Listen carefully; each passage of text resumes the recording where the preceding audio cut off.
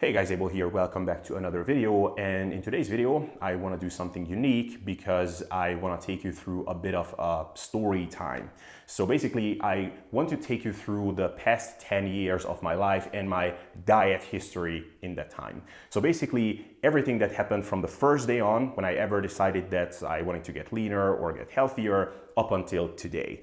So there will be some crazy stories, some really comical stuff that I will tell you about, some sad stuff as well, and hopefully the whole thing all in all is going to be insightful, interesting, maybe something that you can relate to here and there. And also I think it will be just useful for you to see that the stuff that I'm talking about now and the philosophies that I share today, it's really not how it started. I went through lots and lots of ridiculous stuff, interesting stuff in the meantime as well. So I guess let's just jump in, and I should also mention that if you enjoy these sorts of videos, then I could do the same thing on my training history.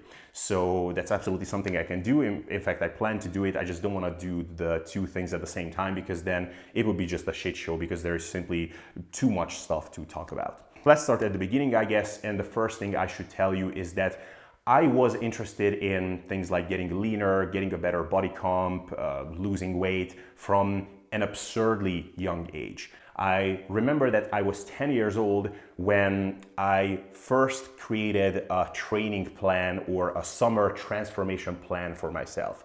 And by the way, I really wish I could find that piece of paper somewhere, because essentially what I did is I wrote a letter to myself in which I said, Abel, you're a fat, like out of shape, lazy piece of shit right now, but if you want to have a chance with XY girl in your class, then you really need to get in shape during the summer. So this is what you're going to do. And then I wrote down some insane training plan there. I don't really remember whether there was something about diet as well, but it was just hilarious to read nevertheless. By the way, I was not a fat kid growing up, but maybe I was more so on the chubbier side.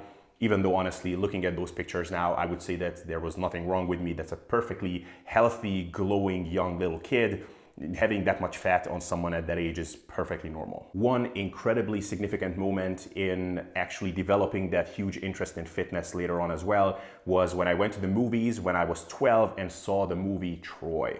And there, when I saw the physique of Brad Pitt, I mean, to say that that was an inspirational moment for me would be the understatement of the decade. I would say I felt more like a religious person who had some vision of God or something like that, like a spiritual experience. I remember leaving the movie theater with my mom and I didn't speak. I was just completely lost in my head, and I was thinking that, man, I mean, this is unbelievable that this guy, this Brad Pitt guy, could get into this incredible shape for this movie.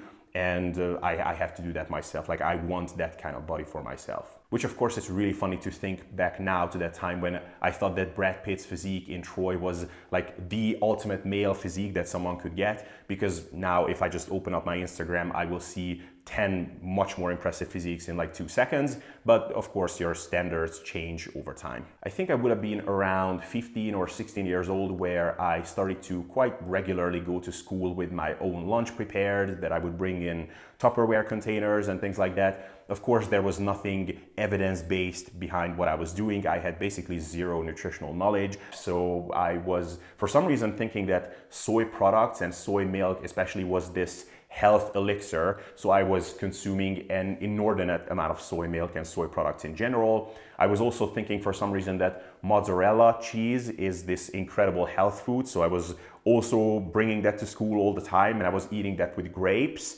I don't know why I thought that that was incredibly healthy. By the way, I pretty quickly got to the point where I didn't really need to lose weight anymore because I got into sports. I basically tried out all the sports you can think of. There is really only a handful that I have not tried.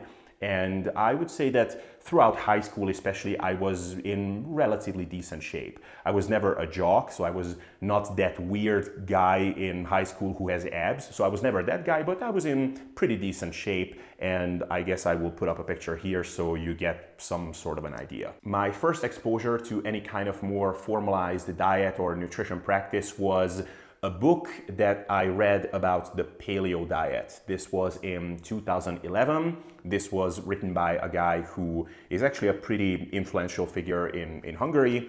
And that book had a really big impact on me. Just the whole thing seemed really, really logical.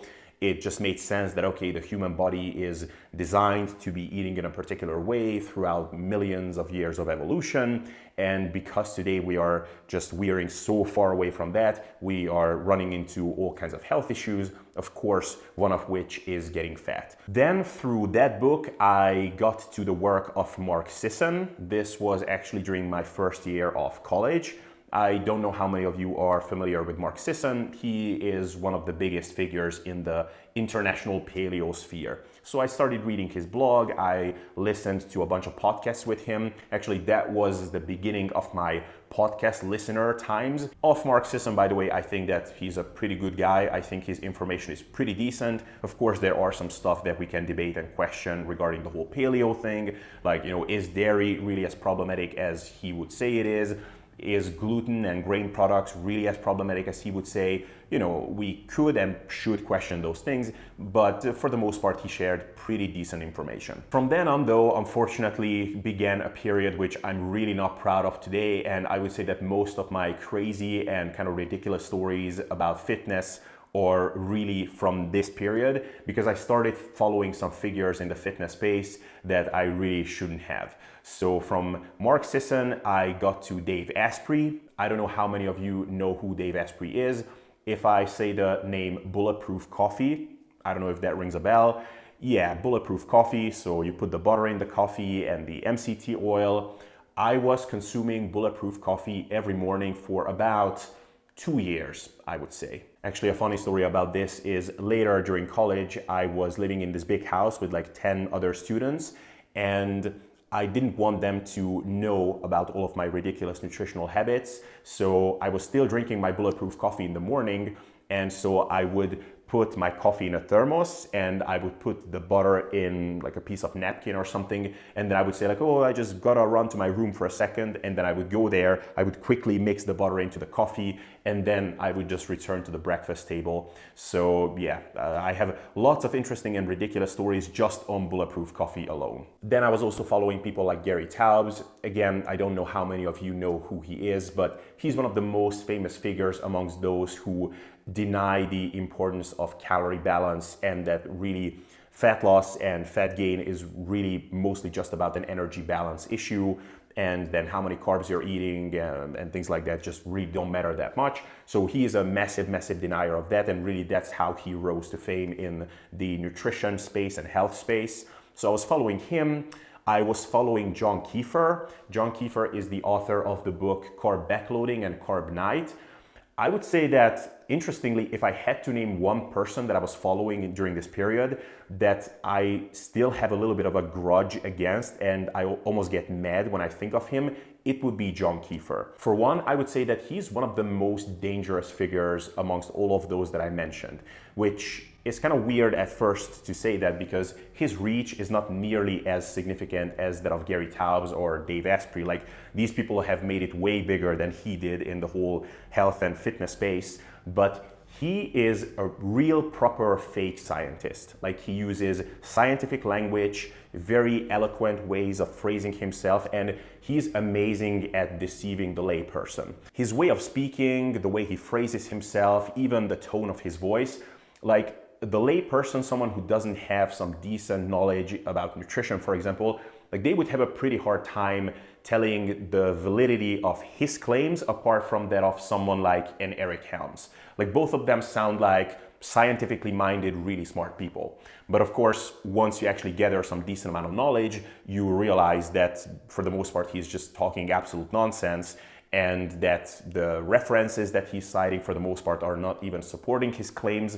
But of course, at first you would have no way of being able to determine that. I'm also kind of mad at him in retrospect, which it kind of sounds funny talking about this, but he was the kind of guy, like, in my opinion, if you're a charlatan, then at least be a good charlatan, right? So at least tell me your bullshit, sell me something, give me the opportunity to buy something, let me get to not get my results and get frustrated, and then draw my conclusion, and then let me move on.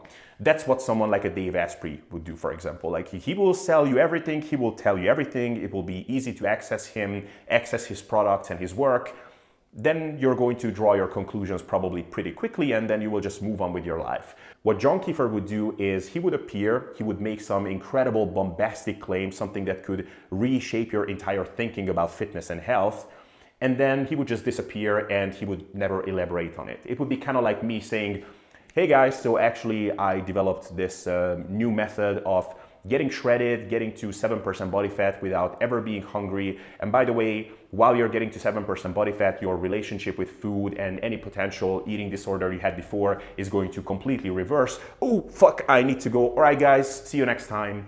And then I would not return for like 5 months. Like, if you were someone who valued my opinion and were interested in what I had to say, like, you would be quite frustrated. Like, dude, like, don't tease me. What the hell are you talking about? What's that amazing method? That's what John Kiefer would do. So yeah, kind of like, yeah, I'm mad at the guy, honestly. Really, in short, I felt that I found my place in this low carb, keto, paleo sphere. The whole thing seemed logical and like something that made sense. And I really thought that I found the truth, the key to health, leanness, good body composition, great energy levels, and of course, preventing all kinds of diseases like diabetes and neurological diseases and whatnot. This naturally also meant that I was eating some sort of a low carb or even ketogenic diet myself, and this lasted for the first 3 years or so of my involvement in the world of fitness. I would say that for the most part, it worked fine. I really had only a couple of major issues during this period. One was some really persistent and just seemingly unsolvable gut issues that I developed, which looking back, it's pretty obvious what caused it. It was that I was eating huge amounts of broccoli and cauliflower, which really you kind of have to do if you want to do a keto diet, but you still want to have some fiber in your diet. My gut just did not tolerate these things whatsoever. So I really got into some gut issues, and it should have been really easy to get out of it, which is eating less of these veggies and eating more tomatoes, cucumbers, things that by now I know I can tolerate well. But of course, that was not an option because I wanted to keep my carbs under like 30 grams a day or something like that. Another major thing here that I have to mention is that throughout all of this, I was always interested in good body composition, getting leaner, getting a six-pack. Like, these were things that I never gave up on. As such, I was basically always trying to lose fat in some way. So there was always kind of in the back of my mind, even though the actual periods in which I would have been in a calorie deficit were actually very far and few between, because I was following these camps according to who calories don't really matter. And so you can really eat as many calories as you want, as long as you're keeping your carbs low enough. So I was eating according to their advice. If you're telling me that I can really eat as much as I want and I will still get shredded, that's what I will do. And I mean, it was kind of obvious that this was not happening. Like, I was not getting any leaner. In fact, here and there, it actually seemed like I was getting fatter. In an ideal scenario, something would have clicked that, okay, you're following all the rules of low carb, but you're still not getting leaner. Maybe there's an issue with the logic here. But instead, I started blaming everything else except for calories not being in place. So I started blaming my thyroid hormones. I started thinking that maybe I'm too inflamed. Of course, being inflamed and inflammation, like, that's one of the key terms that low carb and paleo people are throwing around all the time. So I was looking everywhere else except for calories being too much and me consuming too many of them. Another thing that I was hooked on besides low carb was intermittent fasting. And I would say that I did some sort of intermittent fasting for the first 3, maybe even 4 years of my involvement in fitness. And during my most hardcore periods, I would fast 20 hours every single day. So I would fast until 4 p.m. and from 4 p.m. up until 8 p.m. I would eat a shit ton. Of course, unlimited calories, because calories don't matter as long as you're eating low carb. And I would eat tons and tons of butter, tons of nuts, which, I mean, looking back, probably that would have been not quite low carb enough, but I was eating a crap ton. Actually, considering the incredible feasts that I did in that 4-hour window, I actually did pretty well in not getting that fat. I think part of that was just me actually passing a lot of that food through just because my digestive system could not handle all that fat coming in so quickly. So yeah, that was kind of a ridiculous period looking back. Later, these hardcore fasts that I was doing all the time had their consequences, not so much physically, but more so mentally. But I will get to that a little bit later. And thinking back to all of this, it's funny that I actually never did really well with fasting. I mentioned this before, but I just don't tolerate long fasts very well. I can do it, like I can push through ridiculously long fasts if I need to, but I was never one of those people who could just not get hungry whatsoever during a 16-hour fast, who would not even think about food, who felt bad from a breakfast. Like I actually always did well with a breakfast, but once you're hearing these messages enough times, like, oh, that laser focus that I'm getting by fasting, and oh my God, like it's amazing. I do not think about food whatsoever, zero hunger. Like you're hearing these things so many times that eventually you're convincing yourself that this is happening to you as well.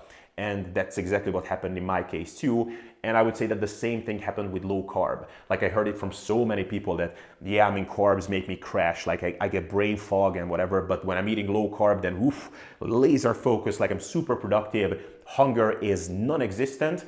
That, yeah, I was convincing myself that I'm feeling the same way. Looking back, I just don't do very well with low carb. And nobody can say that I didn't really give it an honest go. I was following some sort of a low carb diet for at least 4 years, but possibly actually longer. There's just so many little ridiculous details and stories that I could share with you. If I went through all of those, like this video would be 4 hours long and I would just be talking about my involvement with low carb. But one thing is, for example, when I was not losing weight, and then I was looking for reasons why that was not happening. And of course it couldn't be calories because, Gary Taubes told me that that's ridiculous. I was thinking that maybe I'm still eating too many carbs. And I was switching the butter that I was buying because the nutrition label said that that had 1 gram of carbs per 100 grams. So I switched that to some kind of a margarine because that actually had 0 grams per 100 grams. So I was willing to do things like that, but of course, like calories could not be the reason why I'm not losing weight. I also remember one time listening to a video with Lane Norton, and he was talking about like how calories really do matter. And he said that like you could actually overeat on broccoli and chicken breast. Like I have seen people doing it. That's what he said. And my immediate thought was, well, of course on broccoli and chicken breast they could get fat because where is the fat? Like you're gonna get an insulin spike if you're just eating that lean protein and broccoli. So I mean, that's where my brain was at the time. It's honestly, it's really funny to think back now. I mentioned this on a podcast episode before, but while I was doing all of these things, I was also an incredibly arrogant little prick.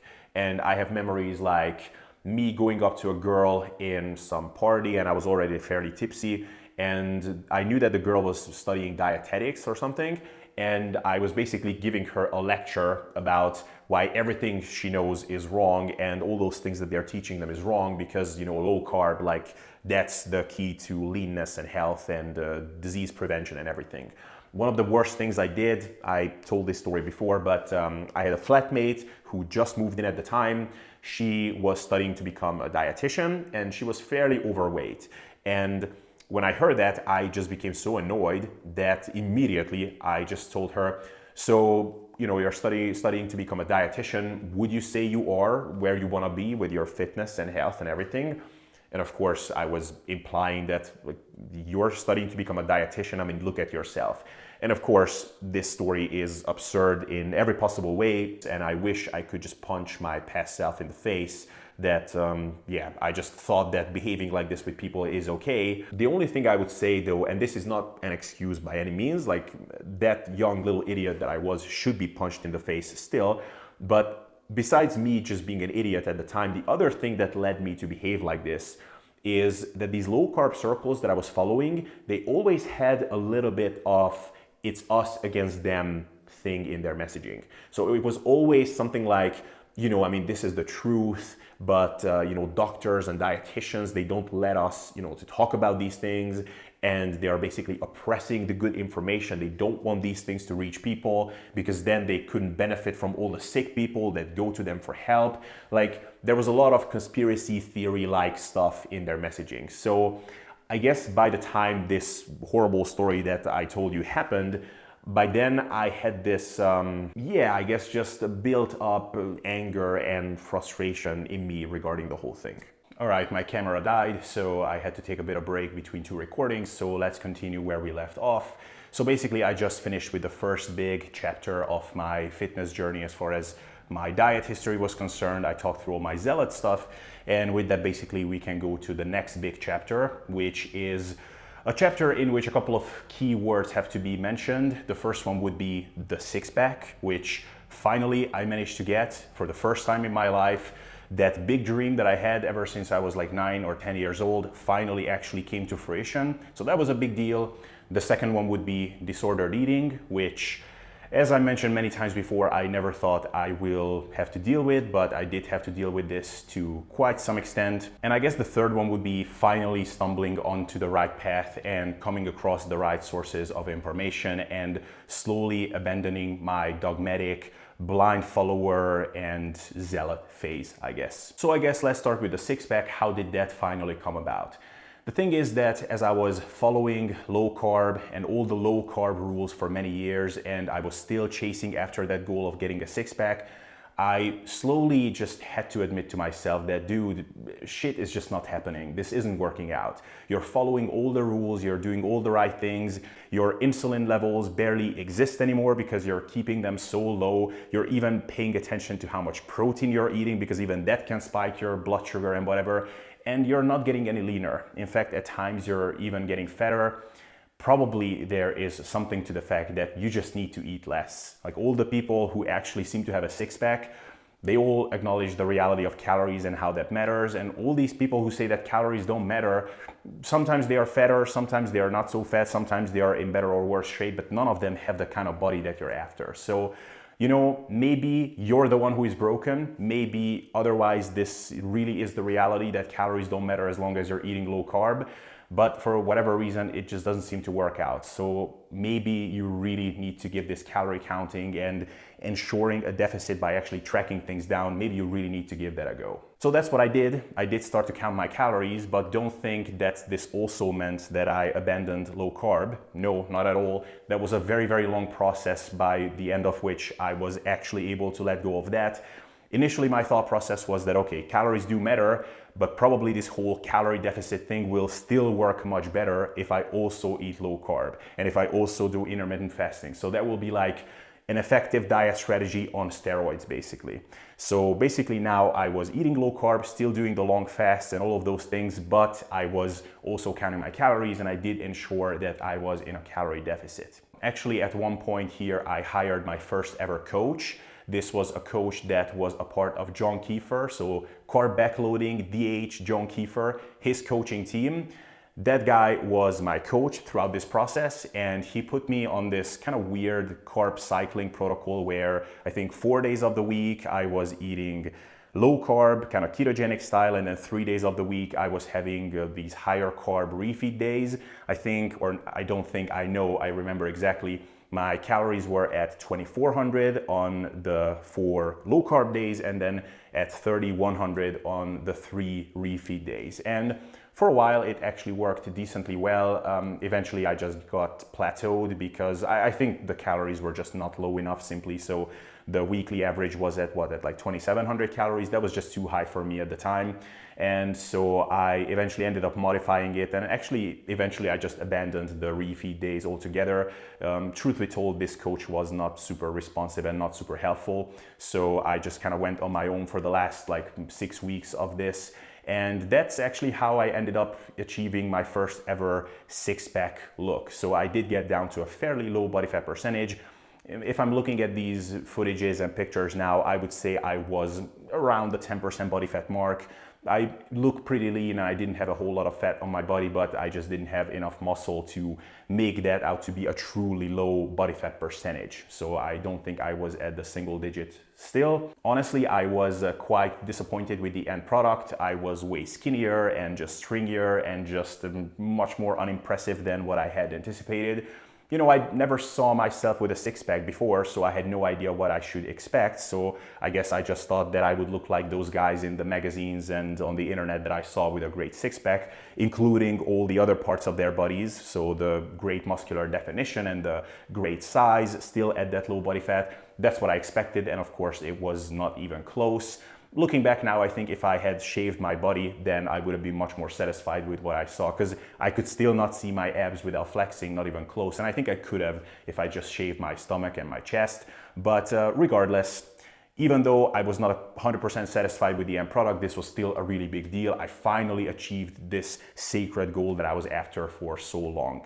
I thought that from now on, my entire life would change. So, girls, confidence, career success, all of those things would just come my way. And of course, that wasn't the case.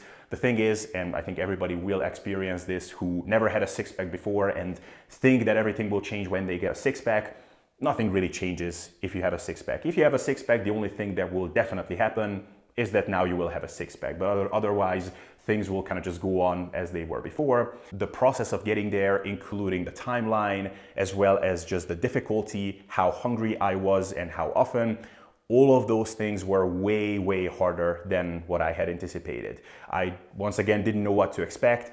And, truth be told, I think I made it a lot more difficult for myself than what it needed to be, because this low carb strategy that I was still following throughout, it just didn't treat my appetite management well at all. I was hungry as hell. Part of the issue was, I think, that the diet was just not high in volume. That's kind of one of the potential downsides of low carb, that because all the foods that you're eating are much more energy dense because of the high fat content, you just have much less room to make your diet voluminous.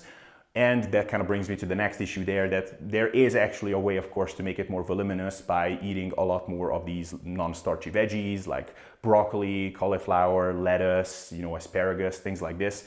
But the problem is that those veggies just happen to treat my stomach really, really badly. So I just cannot eat large volumes of this. The veggies that I tolerate really well are things like cucumbers and tomatoes, even though those are technically fruits, I guess.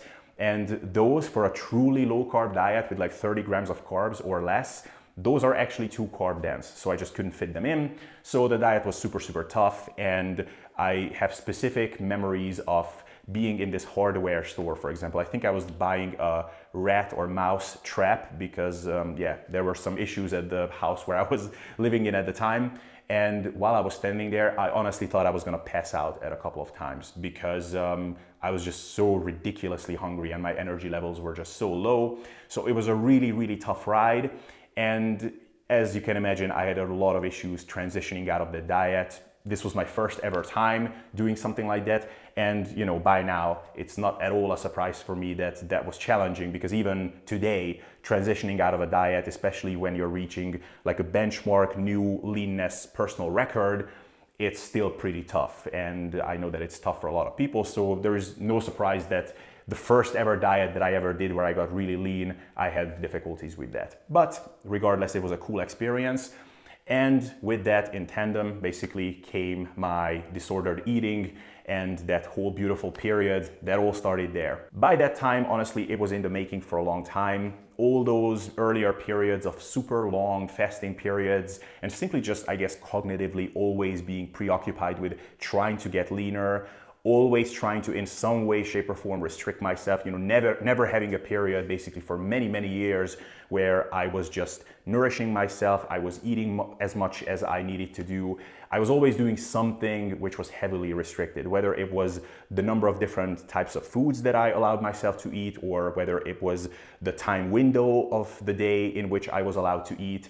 Now, of course, this tough diet in which I was cutting calories pretty hard by the end, there was always something which triggered this. And by the time I finished with this diet, I was just more food focused than ever. And at a certain point, I just had to admit it to myself that, dude, you're having an eating disorder. Or even if you would not be formally diagnosed as someone with an eating disorder, what you're doing is very disordered. So it's not healthy. The rituals you have around food, the pedestal on which food is in your life, like basically food is more important than anything else at this point, if you're being honest. you lost the plot. Like this thing is just no longer under your control. This was of course all a very gradual recognition. Initially, I just had my first couple of times of breaking down and binging. At first, I just chalked this up to, okay, you dieted strictly and you broke down. This happens to everyone. And then more and more times this started happening even when I was not dieting, or even when I really specifically promised myself in the beginning of the day that today this is not gonna happen, you're not gonna binge, but it still happened. And you know, I would say that I hit my absolute lows at around 2016, 17. That's where I felt like I'm just never gonna get out of this. Basically, I started to really lose hope. I even considered actually seeing a professional and a specialist, because even though I know how difficult it is to actually find someone in this field who can help you with this, but I was running out of options at that point. And at that time, a culmination of things, very serendipitous events, kind of just saved me from this. And at this point, I would say that I'm free from disordered eating for the most part, but I would still not say that I beat disordered eating, that this is something that is not impacting me whatsoever today. I would say that I'm in this permanent state of remission. So I keep it under control, I know how to manage it, and I know how to live my life, organize my routines, behaviors, rituals in a way so that I don't have to deal with this. But I know exactly what things I would have to abandon from my good habits and what bad habits I should pick up once again if I wanted to reignite this whole thing once again. I'm kind of viewing myself like an alcoholic who has been clean for 10 years, but they would still call themselves alcoholics or heroin addicts or whatever, because that's just not an addiction that you just get out of your system and then it's gone forever. No, like once you've been in it deeply enough, it's basically with you for the rest of your life to some extent, but you can keep it under control and you can live your life in peace, basically unaffected by it for the most part. So that's kind of how I am with this whole thing.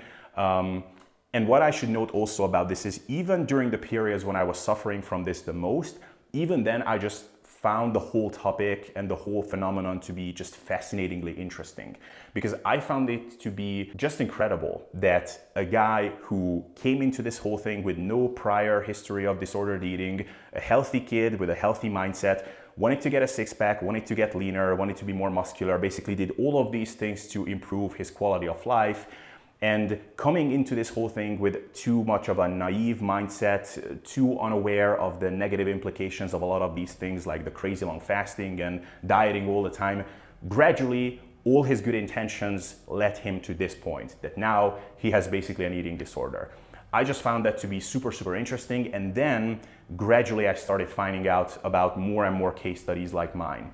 And I had to learn that this is unfortunately not at all an uncommon thing in the fitness world. So yeah, disordered eating, a huge chapter in my life, lasted many, many years. And that's kind of where it all started to really take off. Another thing that I should mention here, even though this video is about diet and not training, but I suffered an injury during this period. So actually I had my second ever coach of my life, and that was actually Menno Henselmans.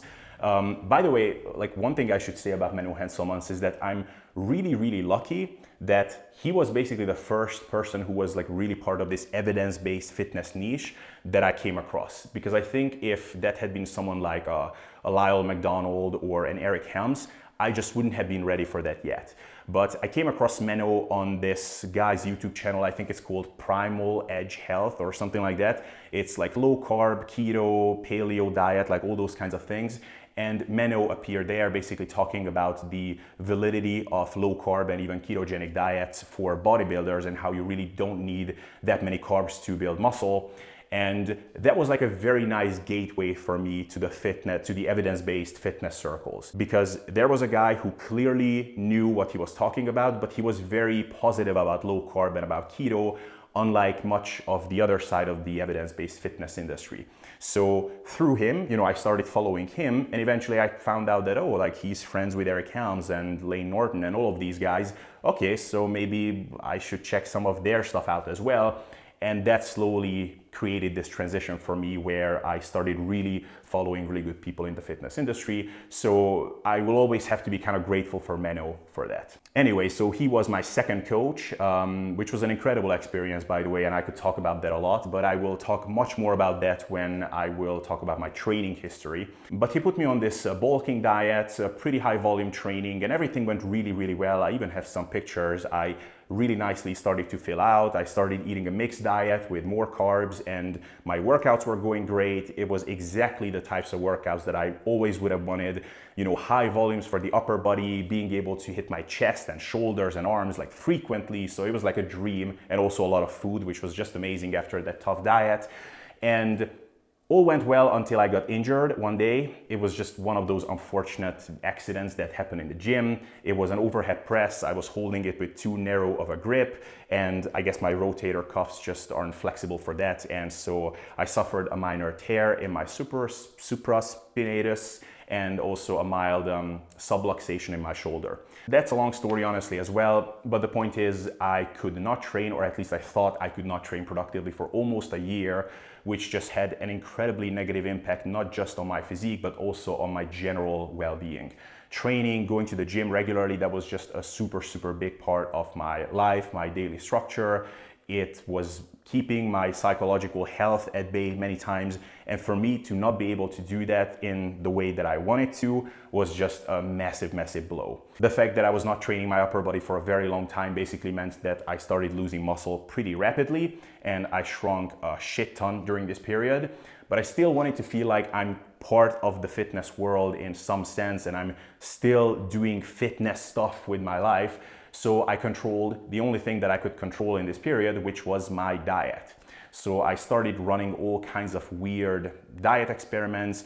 This was the time when I finally let go of low carb and I started eating a much more mixed diet. I started eating fruits, berries, and things like that. It's really funny actually, like when I started eating that way, I was almost angry because I just felt so obviously much, much better than when I was eating low carb that I got angry that you fuckers, this is what you've done with me for the past couple of years. Like I was suffering and was miserable for no reason, and you told me that I would crash after eating carbs, and that if I'm eating carbs in the morning that I'm gonna get fat, and god damn it, I'm doing it and I feel better than ever.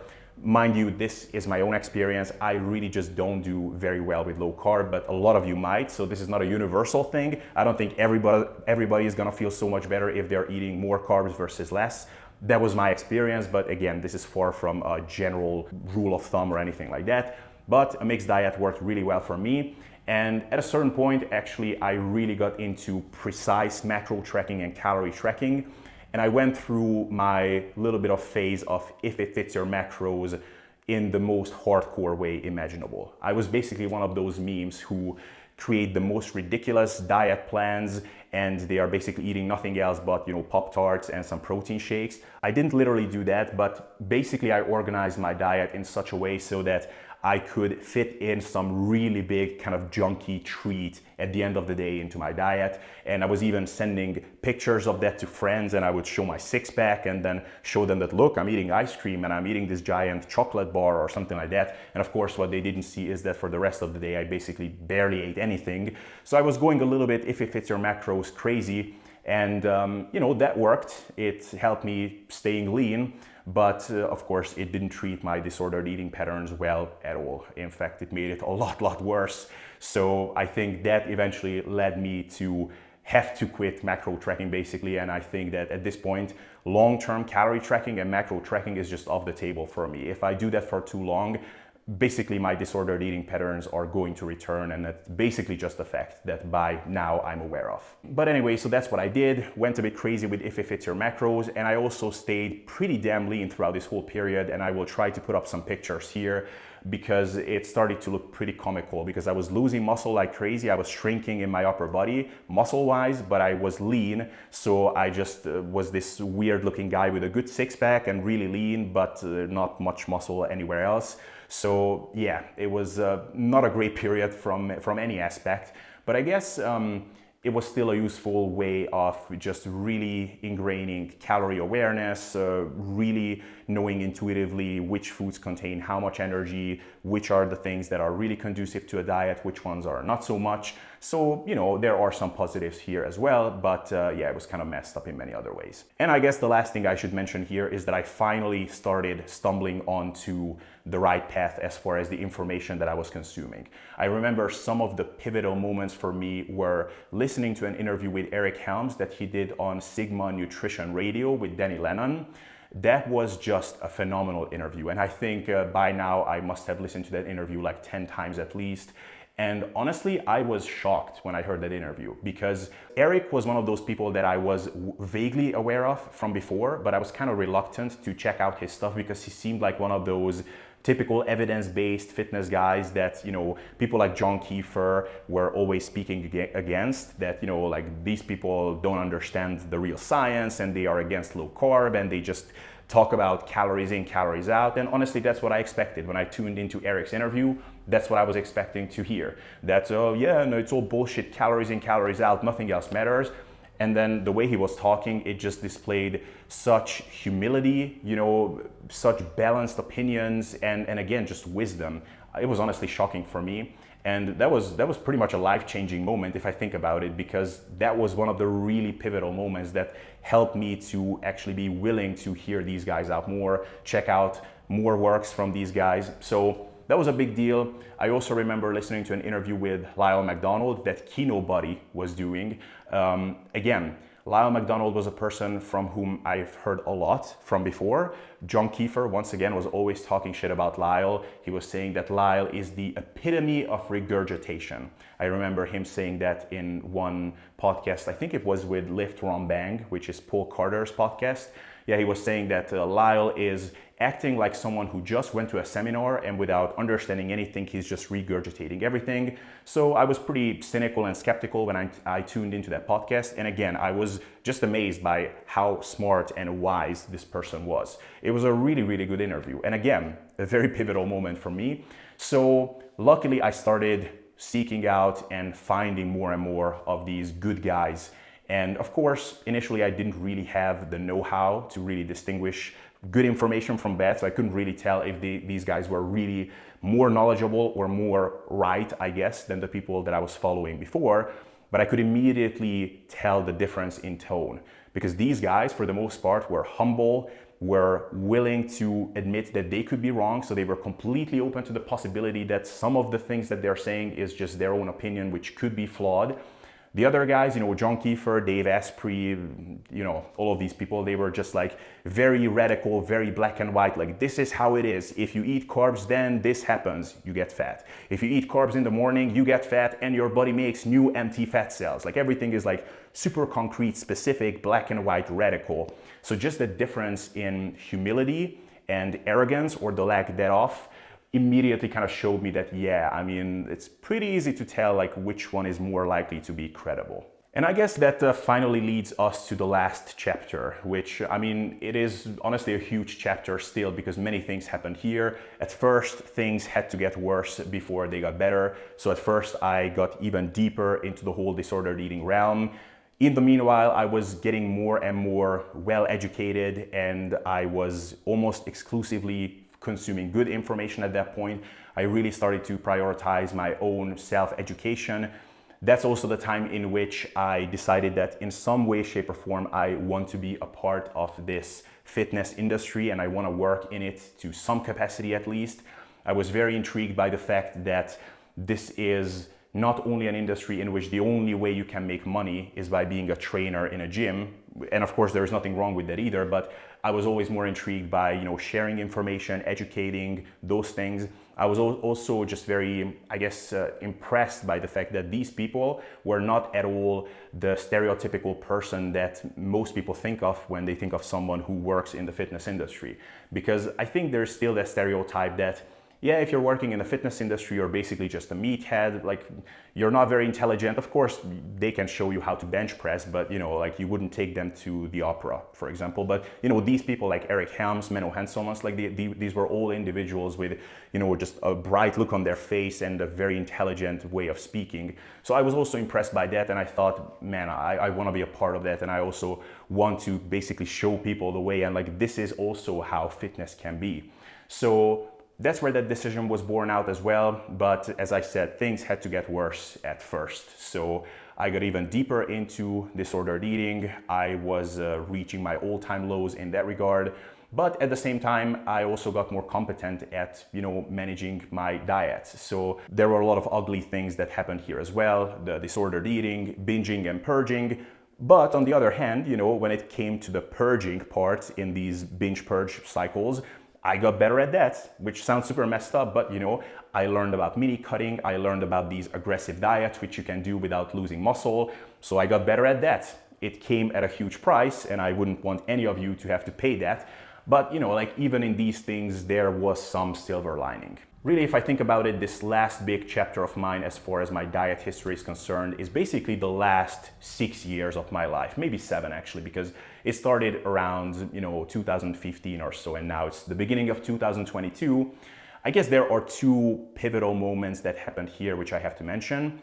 One is the diet that I did for my photo shoot, which was the time when I got by far the leanest in my life so far.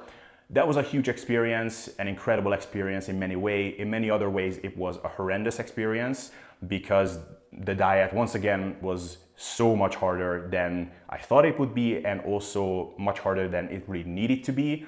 I didn't have to feel that bad, but I was still dieting like a madman. Even when I was like at 8% body fat, I was still losing like 1% of my body weight by the end of it. And that's how I ended up at like 76 kilos, even though I think I could have been at least 78 at that very low body fat percentage. But once again, you lose rationality and objectivity when it comes to your own progress at times if you're pushing yourself to really extremes, or whatever's extreme for you. Some pretty funny and just tragicomical things happened in this dieting phase as well, such as me not having sex with my girlfriend at the time, now wife, for 4 months because losing your libido completely is, one of those things that can happen if you go down to like 6-7% body fat. And then the photo shoot at the end, which was just an unbelievable experience. I mean, I have seen my physique fatter, leaner, more and less muscular, but to see it on these professional photos with, the shaved body and everything, for the first time ever, I felt like, man, like I kind of look like some of those guys that I wanted to look like when I was younger.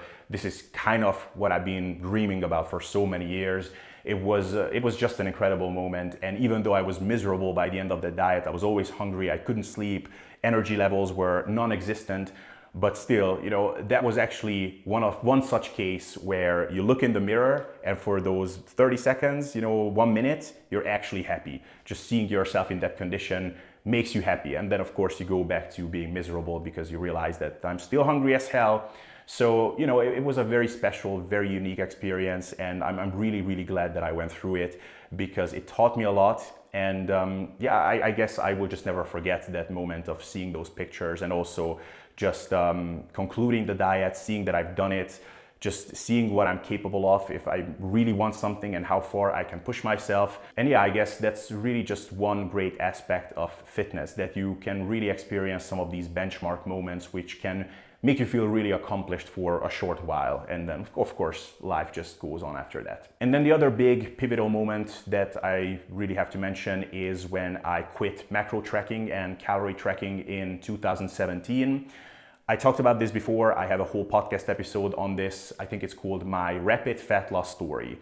It's one of my earlier podcast episodes. The audio quality is quite shit. The way I'm talking also sounds quite funny, but basically it's a diet story combined with a love story, basically, because it's the story of me meeting the girl who is now my wife. That was 5 years ago when we met. And long story short is the moment of meeting her and that whole period just basically served as a wake-up call for me. And it showed me that, dude, like, cool things are happening in the world. Like, there are things for which it's worth not letting yourself sink in this whole disordered eating nonsense. And it's worth not only focusing on your fitness goals and not isolating yourself from the world, but go out there and try to do things and try to explore opportunities out there. And you see, like, really great things can happen. So that was just a really kind of a come to Jesus moment for me. And in that moment, I just decided that by whatever means, but I will have to try things that I've never tried before. I will have to do something drastically different. And I don't know how, but I'm going to come out of this. I'm going to leave this whole disordered eating thing behind, and I'm going to fix myself, basically. I'm not saying by any means that this is a solution for everybody and that this is a cure for disordered eating, not at all. Probably I was lucky in that regard, but I just decided that I'm going to do the complete opposite of what I was doing before, which is very rigid, neurotic macro tracking and calorie tracking, never having a bite without, counting exactly how many calories less I have until the end of the day. I decided that I'm gonna stop doing all of this. So I just started eating to satiety without counting anything. I even forced myself to not count my macros. I was doing these math exercises about, completely unrelated things in my head while I was eating, just to make sure that I'm really not trying to add up the numbers here. So I was calculating, 64 times 15 and things like this in my head while I was eating. And I also stopped eating in a distracted manner, and I kept that up for a very, very long time, for more than a year. I never had a single meal where I was eating in front of the TV or in front of my laptop. I really focused on the food and my satiety signals, and it just worked out just phenomenally well. Not only did it help me to not eat at all times until I'm uncomfortably stuffed and bloated, it also helped me to actually have a lot more social flexibility. Eating out, eating together with others, it no longer freaked me out. If someone joined me during a meal, I no longer got angry because they bothered me while I'm having this amazing ritual here with the meal and the YouTube video that I'm watching. So it was just a completely transformative, life-changing event. And to this day, I'm super, super glad that I did it. Since then, I track my macros multiple times, but at first I took I think like a 2 or 3 year break completely from tracking macros. I think basically I quit macro tracking in the summer of 2017, and the next time I did it was in the late summer of 2019 for my photoshoot diet. In the meantime, I did not track whatsoever. I did that photoshoot diet. There I did track for the last 2 months or so of that diet. Once again, developed a little bit of eating disorder out of that, but honestly, I would not chalk that up to macro tracking. I would say that just getting that lean is kind of something that can induce that for a lot of people. And then I didn't track for a long time again. And then last year, when I got pretty lean once again, and it was like a 6-month-long diet, for the last 2 months of that, I was tracking once again. So I revisited macro tracking here and there, but I think as a long-term strategy for me, macro tracking is honestly just off the table. I do notice that if I start doing it, I can do it for a while, but I always notice that if I track calories or macros for too long, these old neurotic patterns and unhealthy behaviors and tendencies just start to come back. I start becoming less flexible socially. I tend towards eating alone a lot more and all of these things. So honestly, I'm just not cut out for this. And I think honestly, macro tracking and calorie tracking is a long-term strategy. I think the fitness industry should do a much better job at basically treating it with caution. I think it's fine to suggest that as a short-term strategy for learning purposes, and for some people it's completely fine even for the long term. But I think it has a lot more risks than a lot of people would acknowledge that. And that I'm not just saying based on my own experience, but I have just interacted with enough people so that I know that I'm far from being a completely unique case study with this. And honestly, at this point, my diet is very, very chill. Basically, I know what those, top, 20 foods are that just work the best for me as far as diet satisfaction, enjoyment, also satiation, satiety, fullness, appetite management, all of those things. Basically, I know what I should be keeping in my fridge, and I'm always experimenting. So I started looking into recipes a lot more. Each month, basically, I'm running some sort of a different experiment. This year, honestly, one of my resolutions is exploring a lot more soup recipes, because some people that I highly respect really swear by them for appetite control, appetite management, as a preloader before big meals, basically. So I want to explore that more. And it's a really exciting process at the moment. Basically, I'm really trying to just figure out how can I be the most lenient and just, I guess, decadent with my lifestyle while still keeping as much of my good results as I can. Basically, how much can I get away with? And just experimenting with that is a really fun process. And I guess that's just a good way of spending your energy and cognitive resources as far as fitness is concerned once you're at a pretty advanced level as a trainee. I know that I basically squeezed almost everything out of my body that I can as far as muscle growth is concerned. I hit most of my benchmarks as far as, aesthetics and leanness is concerned, considering my own genetics, of course. And so basically now it's just the process of optimizing for enjoyment and sustainability, and of course, finding ways in which I can help others to do the same thing. Because I think the more of these tools I can give to others, such as the soup recipes, which hopefully I will discover now, or the previous kind of diet hacks that I shared, like the air fried zucchini and mushrooms and things like that, I think the more of a positive impact I can create for others. And I guess in a way that will make all of those horrendous experiences earlier on in my fitness journey more worthwhile. So yeah, guys, basically that was everything that I wanted to say in this video. I think I covered most of the important stuff. So let me know what you think of this. Like, did you enjoy this? Was it too long? Was it too irrelevant for you? If so, let me know, and then I can just skip the next video, which would be about my training history. But if you enjoyed this kind of video, if this was informative to some extent, then let me know, and then I will be more than happy to do more things like this. Otherwise, I hope you had a lovely Christmas period and New Year's period, or New Year's Eve. I hope you didn't party too hard, you didn't destroy your liver, and I hope that you will crush all your goals in the new year as well. Otherwise, subscribe for more content like this. Like the video if you liked it, feel free to comment and ask questions. And if you want to work together with me in whatever capacity, coaching or do a consultation with me, then check out my show description. Otherwise, I will see you in the next video.